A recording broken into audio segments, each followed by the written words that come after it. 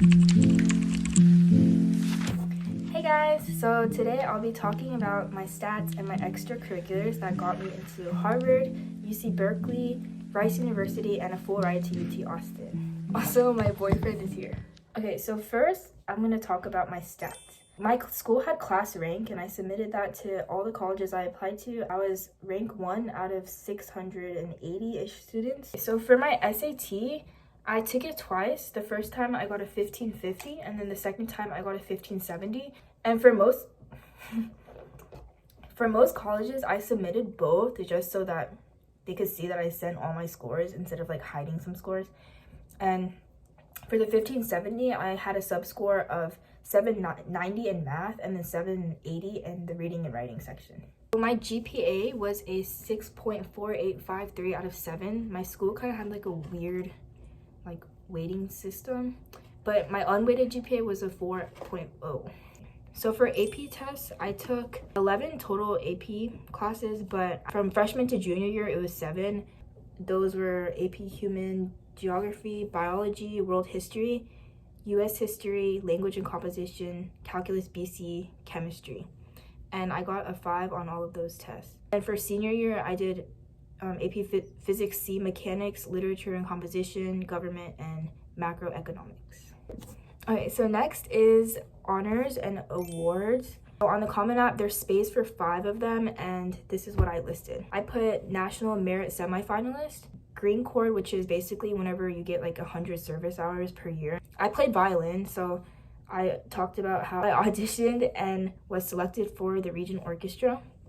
And I also put AP Scholar with distinction and that I was valedictorian in like the same one. Then I put that for HOSA, which is like a medical competition, that I got 3rd place in community awareness and advanced to state. Okay. Your awards or your extracurriculars, they don't need to be like completely separate. That's only if you like don't have a lot. Like I clearly did not have that many awards, so I kind of just like used what was in my extracurriculars to like put my awards. And same with you. But if you do have like crazy awards, you should definitely like try to make them separate so you can put more stuff on your Common App. But for most people, like we don't have that many awards, so it's okay to like kind of mix like your extracurricular awards into the awards section. And then Chat, the camera's still on me. Hand back to you. Okay. I'll talk a little bit now about like how I was able to maintain those stats. And in terms of like my GPA and like being valedictorian, I was valedictorian for all 4 years of my high school. And I think the key is really you have to start early. Like if you're a junior or senior watching this right now, it's okay. You can still like go higher. But if you're like younger, like in middle school, like just start early. Like try your best starting from freshman year, because if you get ahead in freshman year, then you're like ahead the whole time. That's basically what happened to me. And of course, like just study every day. Like, honestly, I didn't have much of a social life, but you have to like balance it, I think. And I kind of learned to balance it my junior and senior year. For my SAT, I also think the key to that is either start early if you can, or just like be consistent. So I like started studying for the SAT when I was in middle school. Like from 7th and 8th grade, I just did like SAT practice every single day, even though I had no clue what it was even talking about because I didn't learn it yet.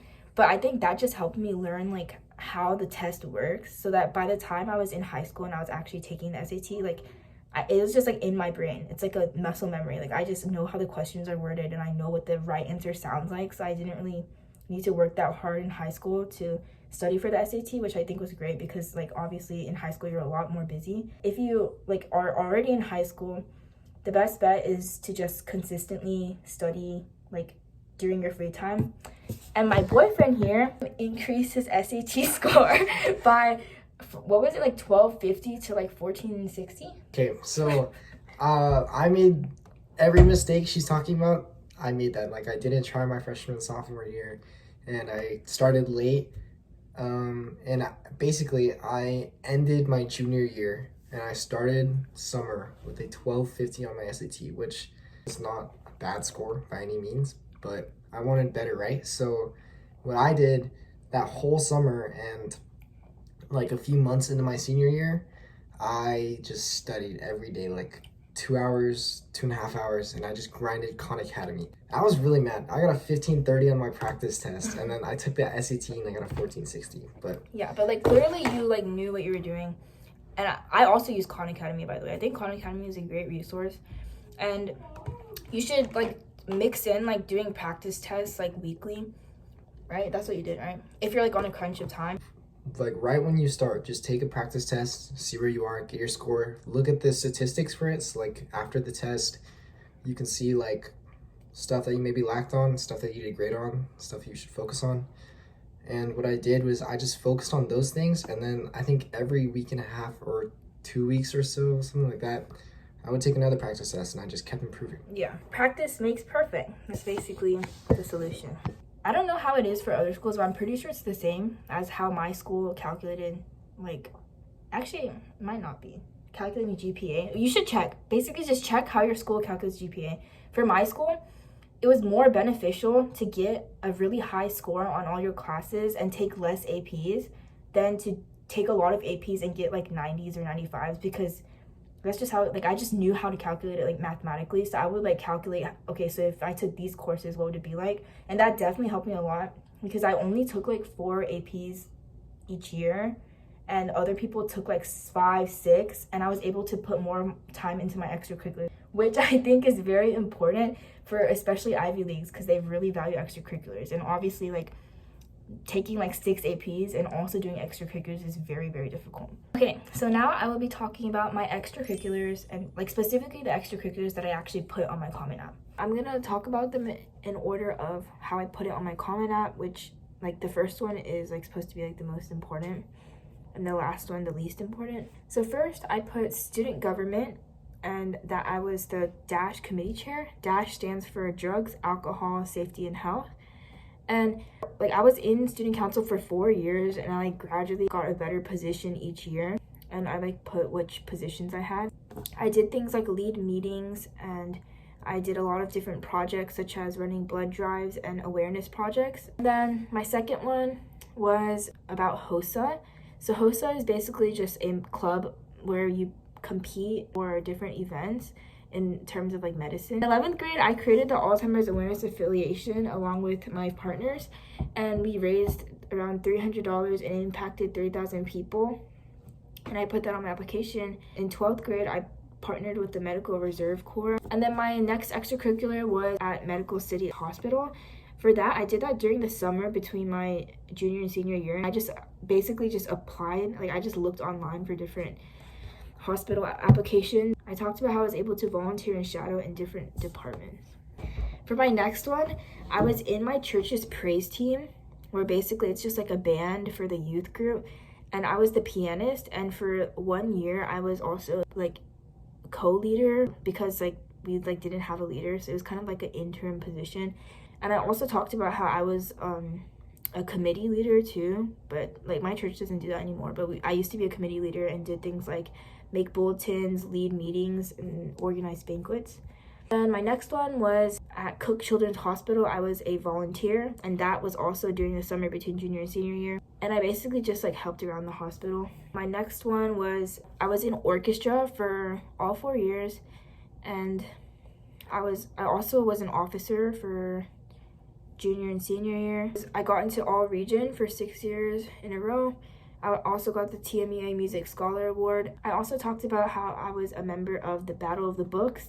I was in book club and personally like worked on my own writing. Okay, so next was I was in my school's Biomedical Sciences Academy, where I basically just took biomed classes, and I got a lot of lab experience, and I also got my CMA, EKG, BLS, and OSHA certification, and that was also for all 4 years. Next was I worked like sophomore, junior, and senior year. So I was a barista for 1 year. I was a cafe attendant. I think that helped me stand out a little bit, because most of the people that I know that had like high ranks in school and also did like a lot of extracurriculars and stuff did not really work on the side as well, because it's just a big time commitment. But I did that because my family isn't like high income, so I was like I wanted to like pay for my own things for school and just personal.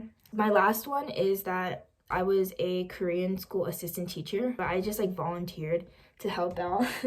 So I like worked with pre-K and kindergarten students and like played with them and like helped out whenever something happened. Okay, so those are all my extracurriculars that I put on my Common App. Also, I just wanted to clarify that the reason why I chose like a lot of these extracurriculars is to create like a story and a theme for my application. Kind of like the theme that I had for my application, if you like watch my next video about what my essay was about, it had a lot to do with like creativity, initiative, and like my love for kids, like working with kids, and also my love for medicine. Because, by the way, I don't know if I said this, but I want to be a physician, so that was kind of like the center of my application. The reason why I included things like volunteering with kids and like the book club stuff and like being in Battle of the Books, that was all to just like act as a get evidence for like what I'm saying in my essays. Like it's like proof.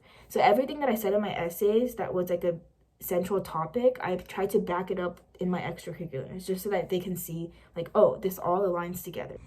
Just try to like do things that you're actually passionate in and stay in it for a long time. And honestly, I think also try to find like niche extracurriculars, like things that are not that common. My extracurriculars were a little like bad in the sense that they were not that unique, and I think that's probably why I didn't get as many Ivy acceptances as other people.